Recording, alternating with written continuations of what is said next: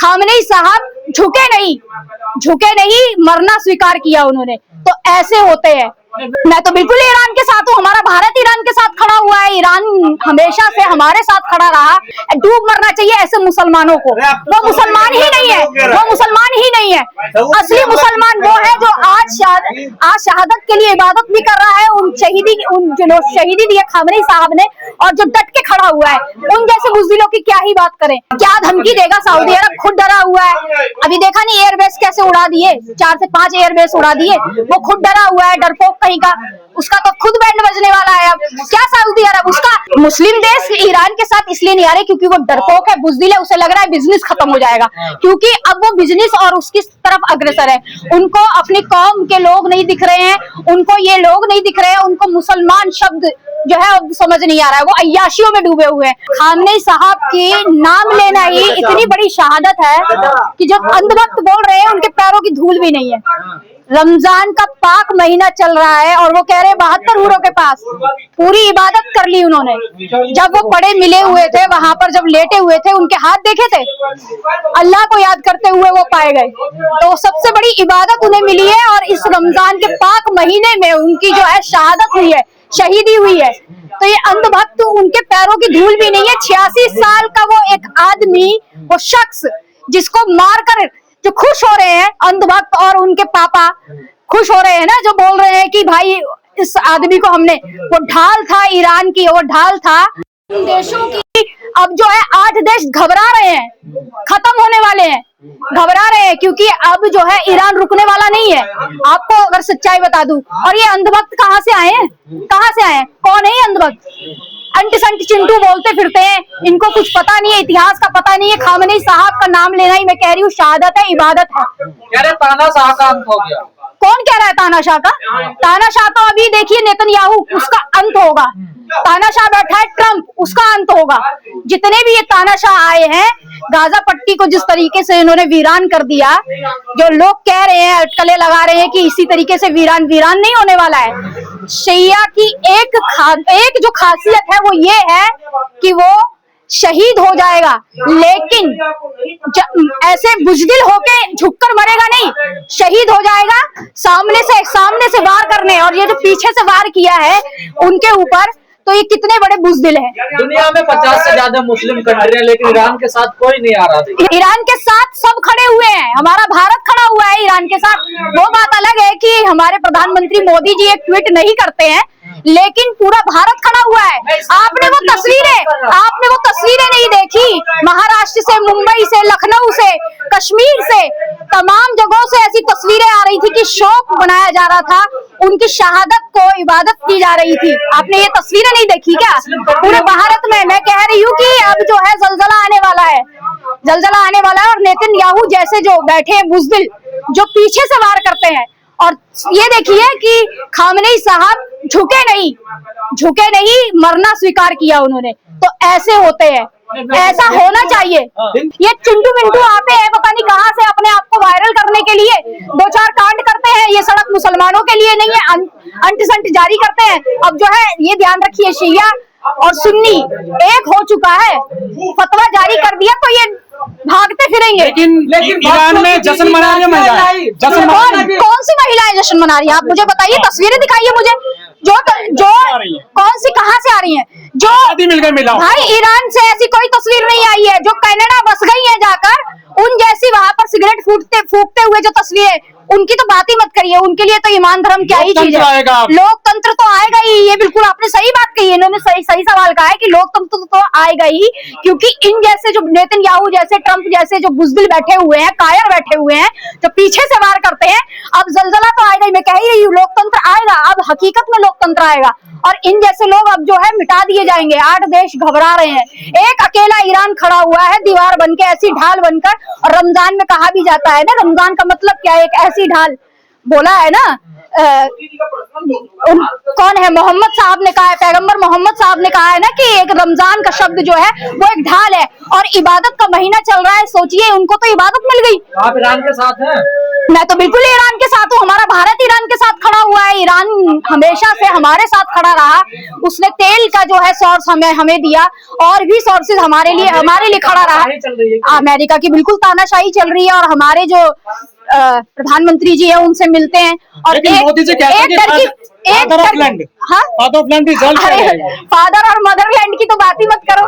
पता नहीं कहाँ से, वो तो भाई बायोलॉजिकल है, उनकी बात क्या करना, बायोलॉजिकल है वो हमारे। हाँ मोदी, पता नहीं अभी किस किस को फादरलैंड और मदरलैंड बोलेंगे। भाई हंसी आती है सीरियसली कि हमारे देश के प्रधानमंत्री उस पद की गरिमा नहीं रखते, फादरलैंड और मदरलैंड बता देते हैं। फादरलैंड और मदरलैंड जैसा जो अमेरिका महिलाओं के अधिकार की बात करता है और मुस्लिम बच्चों के स्कूल में बम गिराता है, क्योंकि कमजोर और बुज़दिल है, कायर है, उसे पता है कि किस पर वार करना चाहिए और इतना चालाक भी है। लेकिन जो उसके सामने डटे हुए हैं, लड़ रहे हैं, और मैं तो उस दुबई और इमिरेट्स के जो जितने भी शेख बैठे हुए हैं उन पर लानत भेजती हूँ। उन पर लानत है कि बैठ करके वो ये सब चीज देख रहे हैं, सिर्फ उनको अपना आयात निर्यात और बिजनेस दिख रहा है। डूब मरना चाहिए ऐसे मुसलमानों को। वो मुसलमान ही नहीं है, वो मुसलमान ही नहीं है।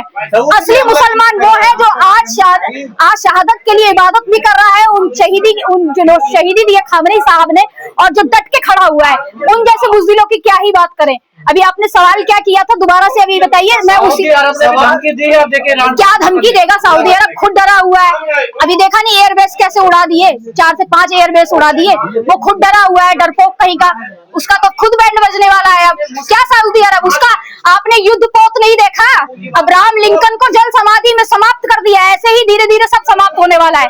आपने देखा नहीं अब्राहम लिंकन इतना बड़ा उनका था युद्ध पोत। ट्रम्प तो दावा कर रहा है कि उसको छुआ तक नहीं है। अरे झूठी खबर है। अरे झूठी खबर कौन सी है झूठी खबर? भाई आप जरा पढ़िए ना, वहाँ की जितनी भी न्यूज एजेंसीज हैं वहाँ से जो दे रही हैं, आप पढ़िए, आप देखिए युद्ध पोत को खत्म कर दिया जल समाधि में उसको। पूजा जी क्या वजह है, मुस्लिम देश क्यों ईरान के साथ आ रहे हैं?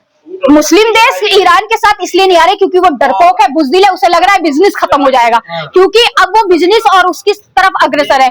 उनको अपनी कौम के लोग नहीं दिख रहे हैं, उनको ये लोग नहीं दिख रहे हैं, उनको मुसलमान शब्द जो है अब समझ नहीं आ रहा है। वो अय्याशियों में डूबे हुए हैं। अब वो अय्याशी का अड्डा वो भी उनका भी अब डूबने वाला है। एप्स्टीन का भी कोई कमाल है कि इस खामोशी में या ईरान के साथ?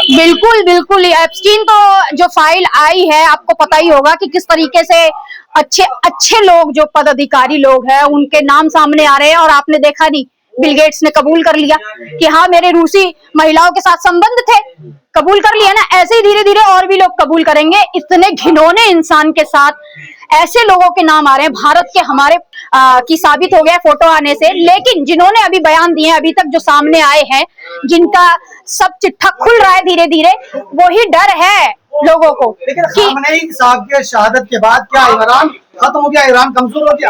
आपको लगता है? कौन कह रहा है? आपने देखा नहीं सबसे बड़ा अभी जो हुआ है रात को धमाका, सबसे बड़ा बताया जा रहा है धमाका हुआ है। इतना बड़ा धमाका और इतना एयर बेसिस को उड़ा देना, अब ईरान और मजबूत हो गया है। आपको ये नहीं पता है? अभी गद्दी पे उनके शहादत के बाद ईरान मजबूत हो गया है, बिल्कुल मजबूत हो गया। आप करो या मरो की स्थिति तो है ही, लेकिन झुकेगा नहीं। बोलते हैं ना झुकेगा नहीं साला, तो वो झुकने वाला नहीं है। वो डट के खड़ा हुआ है और ऐसे ही जवाब देगा जैसे खामनेई साहब जवाब दे रहे थे। एक अकेला इंसान सब पे भारी था। और सोचो इतने देश जो है डर रहे थे, उनके अंदर डर का माहौल था। एक इंसान कितना खतरनाक उनको लग रहा था, कितनी बड़ी ढाल था वो। सोचिए कि उसको मारना इनको जो है आसान लगा, बुज़दिल कहीं के। लेकिन पूजा जी भारत ने हमेशा ईरान का साथ दिया है, लेकिन भारत में जो है कौन लोग खुशी मना रहे हैं? यही अंधभक्त जो है मिठाई बांट। भैया आपने नाम ले दिया ना, बस यही काफी, यही इतना बड़ा शब्द काफी है भाई। अंधभक्त बोल दिया ना, ये कंप्लीट करता है आपके सवाल को कि अंधभक्त है भाई, उनको कोई नहीं समझा सकता, उनसे कोई बहस भी नहीं कर सकता अंधभक्तों से। कोई सॉल्यूशन है आपको लगता है? युद्ध बिल्कुल भी सॉल्यूशन नहीं है, ये तो बात मैं कह ही रही हूँ और तमाम लोग भी कहेंगे, क्योंकि शांति से ही जो है काम लेना चाहिए। युद्ध किसी चीज का सॉल्यूशन नहीं है। जब आपके ऊपर पड़ेगी और आपके बच्चों को मारा जाएगा, महिलाओं को सताया जाएगा, महिलाओं को मारा जाएगा, अभी जिस तरीके से नेतन्याहू यानी इजराइल ने बम फेंका और 45 बच्चे उस स्कूल पर, उन मासूम बच्चों को निशाना बनाया, और वहां के तेहरान के गांधी हॉस्पिटल पर उसने निशाना बनाया, तो इससे बड़ा बुज़दिल कौन होगा। लेकिन सवाल ट्रम्प कह रहा है कि ईरान की महिला खुद को आजाद महसूस कर रही है। अरे कौन सी महिलाएं आजाद महसूस कर रही है? ईरान की महिलाएं आजाद महसूस कर रही हैं, पहले भी आजाद थी और आज भी आजाद है, और अपने धर्म को लेकर चल रही थी। और हर उस मुसलमान महिला जो है वो डटी हुई है अपने ईमान पर। आजाद वो तब भी थी, आजाद अब भी है। कौन कह रहा है कि पहले आजाद नहीं थी और अब जो है अमेरिका इजराइल कह रहा है कि ईरान में अब जालिम का खात्मा हुआ, शैतान खत्म हो गया। इजराइल तो खुद जो है खबीज है।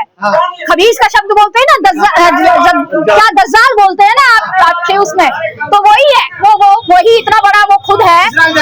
बिल्कुल बिल्कुल दज्जाल है। जिस तरीके से मासूम बच्चों को निशाना बना रहा है गाजा पट्टी में, जिस तरीके से बच्चों को निशाना बनाया, ये इससे बड़ा और कौन होता? खबीज ही बोलते हैं ना, वही है वो।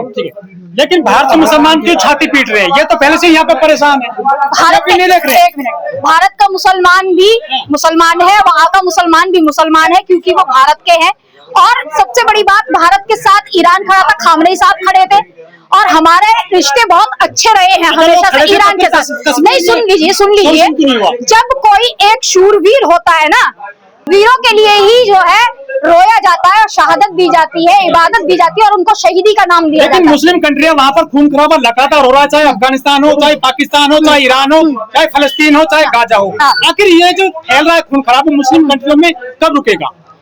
देखिए, इसको तो मैं कैसे बताऊंगी, क्योंकि जो मामला है बढ़ता जा रहा है। जो ट्रम्प है, जो अमेरिका है, वो तो छुप के वार कर रहा है, छुप के जो है साथ दे रहा है, और इजराइल जो है अपना दमखम भर रहा है, क्योंकि वो हमेशा से क्या करता है, धोखेबाजी करता है, धोखे से उसने हमेशा वार किया है। तो अब जो है धीरे धीरे, धोखा नहीं होता देखिए देश की नीति इसको आप नीति कहते हैं। युद्ध करना कोई नीति है? युद्ध रणनीति कैसे हो सकती है, आप मुझे बताइए। नीति धोखा है बिल्कुल। अगर आप युद्ध कर रहे हो तो मुझे पता है कि आपके लोग आने वाले हैं, और युद्ध के लिए हम लोग भी तैयार रहेंगे, लेकिन जब मैं पीठ पीछे वार करूंगी तो इसको धोखेबाज नहीं कहा जाएगा, तो और क्या कहा जाएगा बताइए। दुनिया के मुसलमान का मुझे एक ही संदेश है कि तमाम मुसलमान एक हो जाओ। इबादत का महीना चल रहा है, और एक होकर, एकजुट होकर जो है जितने भी देश हैं अभी भी सुधर जाओ। जैसे दुबई जैसे जो अय्याश देश होते चले जा रहे हैं, एक हो जाओ, अभी भी सुधर जाओ। वक्त है, और वक्त रहते समझ जाओ कि इनको अगर जवाब देना है तो आपको ईरान जैसा ही, खामनेई जैसा ही ढाल बनना पड़ेगा, तभी जो है आप इन लोगों से जीत पाएंगे। और युद्ध किसी भी चीज का सॉल्यूशन नहीं है, लेकिन जब युद्ध किया जाएगा सामने से, तो सामने से जवाब भी दिया जाएगा, जब मासूम बच्चों को उजाड़ा जाएगा।